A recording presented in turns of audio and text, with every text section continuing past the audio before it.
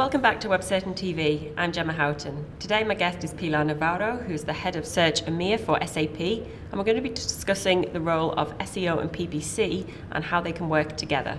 Hi Pilar, thank you for being here. Hi Gemma, thank you for inviting me. Pleasure. So firstly, there's a really big range of marketing channels available now. Search is just one of them. How important is search still for businesses and as a channel to attract new customers? I would say that the role of search is key when setting a digital marketing mix. Search engines are really a funnel for internet traffic, and which makes it an obvious place to be. Yeah. I think that every company should have search engine optimization plan and a paid search strategy in their digital plans. And there are many reasons why search engine marketing is so important for businesses. You need to think that 94% of online experiences start with a search, and that about 65 almost percent of people that click on a Google ad, they have an intention to make an online acquisition, and that the first and the second position in the search engine results page get the highest number of clicks. So taking all this into account, it will be a great mistake to miss this channel. Absolutely, because you've got an audience there that are looking for something and you can help them with that. Exactly.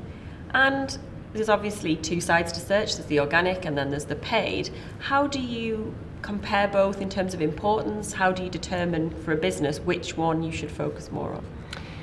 I would say that both of them are necessary, and not only that, I do think that both of them, they complement each other and they benefit each other.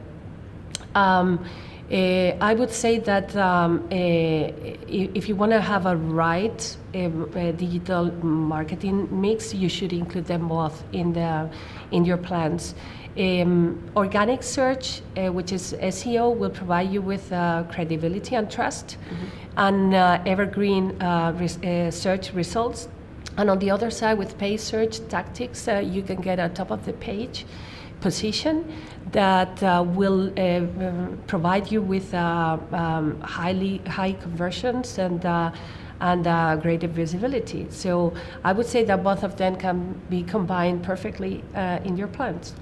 And for many businesses, they will have a team that looks after the SEO and then a team that looks after the PPC, and often those don't really cross over that much. What are the benefits, and why should businesses, those teams work better together and align the strategy more?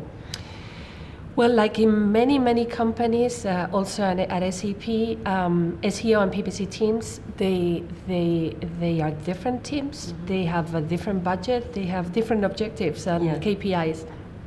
So, but we do really believe that aligning them both in our plans, it's really key.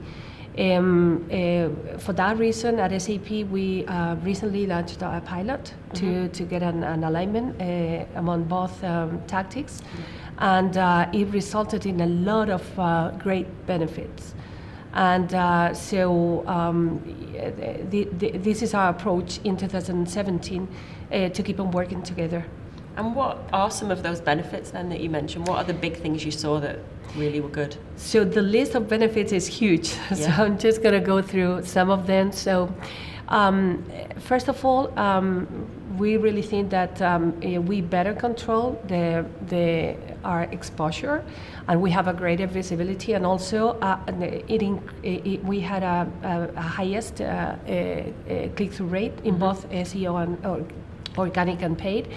The second thing, it had to be with aligning our messages. So we used to have different approaches, when it comes to destination URLs and messages in our copy ads. So we align our messages much better. We also understood which were the highly converted keywords and terms that we could as well include in our paid search strategy, and we set some different strategies also when it comes to really expensive search terms that could be mainly covered through SEO plans. And the list is huge. Yeah. But the great thing out of that is that at the end it resulted into having a more effective communication plan to our different teams internally and also externally. So we really think it's beneficial. Yeah, well, it makes a lot of sense what you're saying there, because obviously there are some elements where, very high cost keywords that it doesn't make sense to bid on all the time. But if you make sure that you understand that and get that through SEO, you can really save a lot of money as well as be more efficient with your messaging. Exactly. And you mentioned there that you did a pilot, and I know obviously SAP is active in a lot of different markets. So was this something you tried in 1 or 2 different countries and with a plan to try it further afield?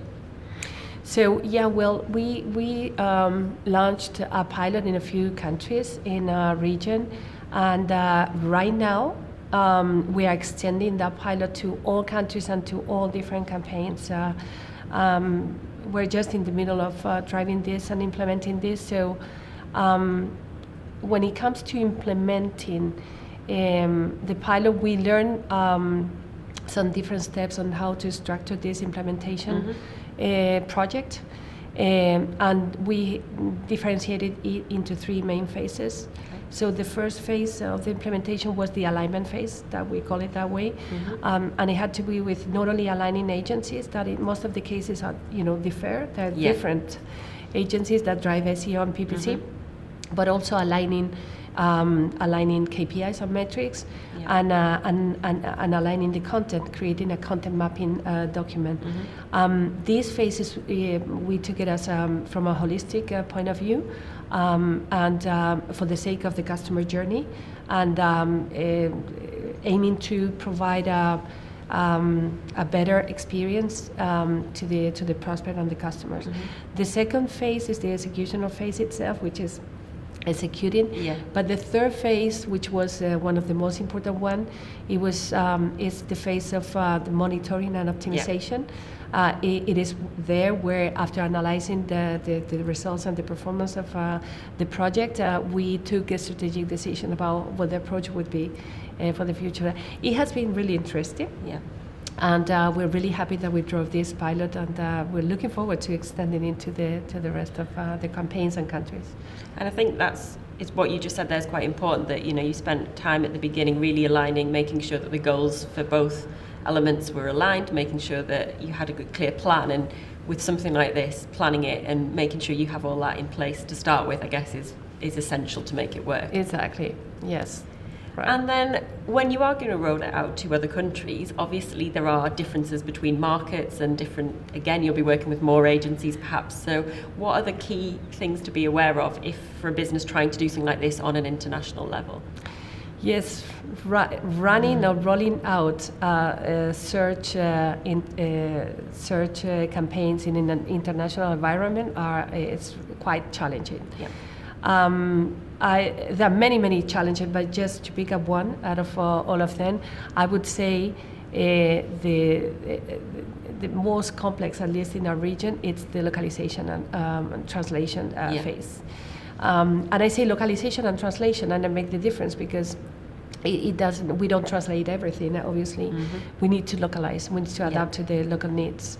So there in EMEA and EMEA, the region where I work, we have a high complexity of number of countries, plus 25, and then number of languages, and driving localization and translation to all these countries, campaigns, landing pages, keywords.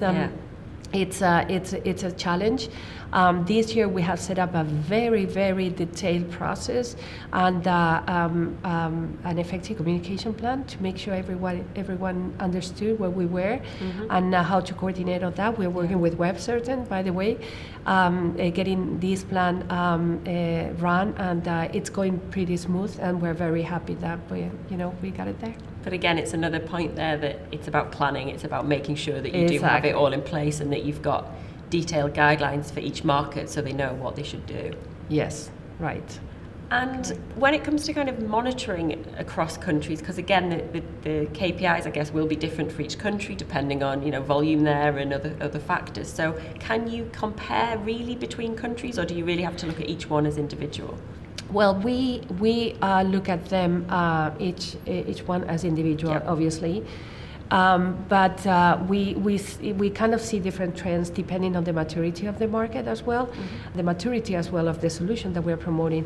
And there are many differences, and it's a good point because you cannot always compare, how things happen in one country to the other.